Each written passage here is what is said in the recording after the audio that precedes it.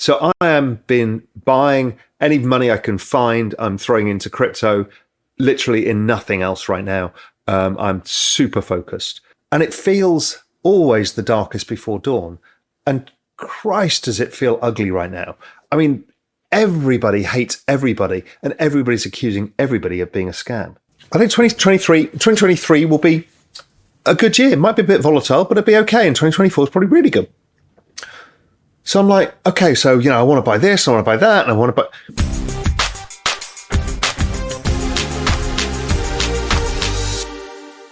So where are we in the crypto market? The most important thing about understanding crypto is understanding how to price it. And how I price crypto is essentially two major factors. One is global liquidity, and I use global M2 as the main understanding of that. And then there's and that's the cyclical element. And then there's the technological adoption, which is the long-term logarithmic trend. So let's deal with the cycle first. The cycle is what causes all of the pain. And I've been in this space since 2013, and trust me, I know pain. At first, a lot of people correlated them to the Bitcoin halving cycle. And I think that's probably coincidental. And it's the fact that the economic cycle works in about the same time horizon, this 4-year period after 2008, that the Bitcoin halving cycle does, because it was born out of the crisis. And right now, we're in the situation where we've got massive monetary tightening. Now, monetary tightening has brought down cryptocurrencies, not as bad as they were last time, certainly not the majors. I mean, Bitcoin, ETH, they got down to 75%, which is, ETH last time, the last cycle in 2018 was down 95%, much like Solana is now, more on that later. And Bitcoin was down 85%.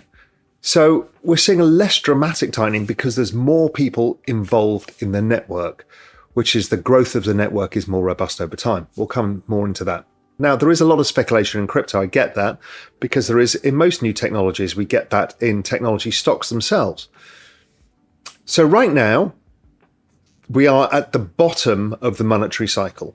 Going forwards, we know the Federal Reserve is going to start increasing rates at lower increments. I don't think they go much further than maybe this 50 now. Maybe they try and eke in another 25 and try and keep rates stable and then wait for CPI to fall below Fed funds rates, which I think happens March, April. So I think next year is a game of dramatically changing liquidity conditions. We're also seeing a lot of interesting things like the RSIs, weekly RSIs in Ethereum and Bitcoin are right down at levels that have always seen reversals. We're seeing it with on-chain activity. We're seeing it with minor capitulation. We're also seeing it with volatility. The 30-day realized volatility of both ETH and Bitcoin is at levels that always precedes the large rallies and the big reversals. So I've pretty much got everything in place. Is it possible to get some other down leg? I doubt it. The bottom of the cycle is always it's a scam, it's a Ponzi, all the media hates it, everybody throws shit at each other online, everybody's looking for blame, looking for scapegoats. We are exactly in that point now. It is ugly out there. And that ugliness out there is a real measure of where we are in the cycle. So we're at the despair and anger phase. And then we have the acceptance phase, which is the boredom phase, which I think we've rolled into, where prices don't do anything for a while and everyone starts getting fed up and moves on elsewhere. You can see artificial intelligence is getting people's attention just when they should be looking at crypto as well. Don't forget, artificial intelligence is not really investable for most of us because it's all VC, while crypto is real-time VC that we can trade, which is part of the magic of it. I've seen it every single bloody cycle. And this time around, everyone's like, oh my God, it's the end of the world. Yeah, it's every time the end of the world. And guess what? It's not. It's never the end of the world. People say, well, nobody's ever going to come back into this market. Well, I've been around. I've been around the block a long time. I've been 30 odd years in financial markets. And I've seen this with hedge funds. Long-term capital management, the biggest blow up of a hedge fund in history, the Fed had to bail out the whole system. What everybody shouted at them, They're a Ponzi, they're a scam, they're over leveraged. Hedge funds are uninvestable. Net outcome? The net assets of hedge funds went up 5x over the next 7 years. Why? Regulation. Regulation appears to have cleaned up the space, and then people feel much safer to come in. So that's what I'm expecting here. Regulation equals safety, equals green light, equals go. If that coincides with global liquidity, it creates fireworks. And the market has no short positions in. It has no real ability to short unless you want to use Binance. And nobody really wants to use Binance because everyone's a bit scared of who owns it, its opaqueness, even the audits.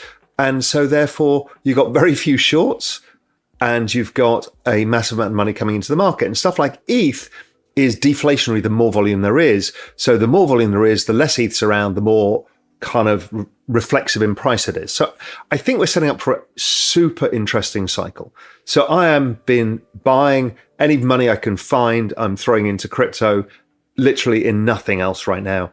I'm super focused. The adoption trend, if you see this chart of Bitcoin, that's the log trend of Bitcoin. We're 2 standard deviations oversold. We're the most oversold we've ever been versus trend. And we're at the point of global liquidity turning. And we've got, if you believe in it, the halving. It's all coming into place exactly at the same time. Again, really interesting. And here's the long-term chart, log chart of ETH. Same story, right on that big support level. And these kind of things are really interesting. The last time we got the cyclical cycle down onto the logarithmic trend, or to the bottom end of the logarithmic trend, was 2018, December. November, December 2018, we saw that puke, the final puke lower, which I think we saw in Bitcoin in October from the FTX, and I think we saw in ETH in June. Bitcoin in 9 months did 300 or 400%, as did ETH. So these were staggering gains that came out of that environment. I've always referred to it like a beach ball being held underwater because the adoption trend is still there. What's fascinating about the adoption trend this time around, particularly in ETH, is the volumes have remained reasonably high. The number of active users has remained high. The total value transacted, which is the other part of the Metcalfe's law equation, has actually come down as the price of NFTs has come down. But the other measures look like it's robust. 2018, we saw a much larger fall in daily active users because it was earlier in the network adoption phase. But this time around, we get to build on top of what we built on from the last cycle. So that makes me very constructive overall. Every time we get to this situation, we get new highs within about 18 months, maximum 2 years. In fact, within 3 years, even if you bought the 69,000 high, in 3 years, you'll see it go through. That's how it's always worked. Would it work this time that way? I don't know, but probability is there because of this network adoption trend that we're seeing. So I'm expecting 2023 to be a decently good year and 2024 to be extremely good year. If you remember, I said inflation, I think, goes negative. So therefore, we will see much more stimulus and growth will remain somewhat sluggish. And it feels always the darkest before dawn. And Christ, does it feel ugly right now. I mean, everybody hates everybody and everybody's accusing everybody of being a scam. Who's going to regulate all of this space? Next big question. Is it going to be Gary Gensler? Is Gary Gensler going to go into a different job? Is Gary Gensler going to lose his job over FTX? Is the CFTC going to get the majority of it? I don't know. We're going to find out. But I know there's a lot of people fighting the fight here.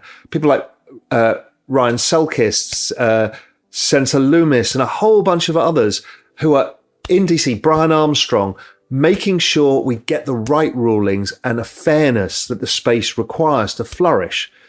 The US needs to regulate properly, and the SBF debacle proved that. Now, SBF was another person on the show, and barefaced lied to us about who he is and what he does. He was basically telling us he was trying to, put equities on chain and clean up the space and buy these businesses because we need to sort this out and move forwards, when what he was doing was barefaced lying because he'd gone bust and used customer money. If you're going to build businesses in this space, you need to be regulated if you're going to take people's money. I don't care what you say. Now, DeFi is different because it's written into the smart contract how you get liquidated and how you're dealt with. It cannot be fraudulently manipulated by people. And the SBF thing and the whole Alameda thing was rotten to the core, and we're still just finding out how extremely rotten it was, and an awful situation, but it's done. All the leverage is gone. Every leverage player's gone. So I traded brilliantly. I bought it at 200. I sold it at 2,000 or 2,500, whatever it was. I bought it back at the end of a bear market, but I bought it back averaging about, 7,500, 8,000. I started at about 6,000. And then I rode it all the way back up and all the way down here. So I think I've done pretty well. And I switched to ETH right at the right point, made a lot of extra returns, huge amounts of extra returns. So I thought, Raoul, you've done a great job. And I thought, I wonder what I'd done if I just kept my initial bet in and done nothing else, never traded again. The answer, I would have done 5 times better. That was a shock to me. 5 times better. And I put massively more in June 2020 than I had in 2013.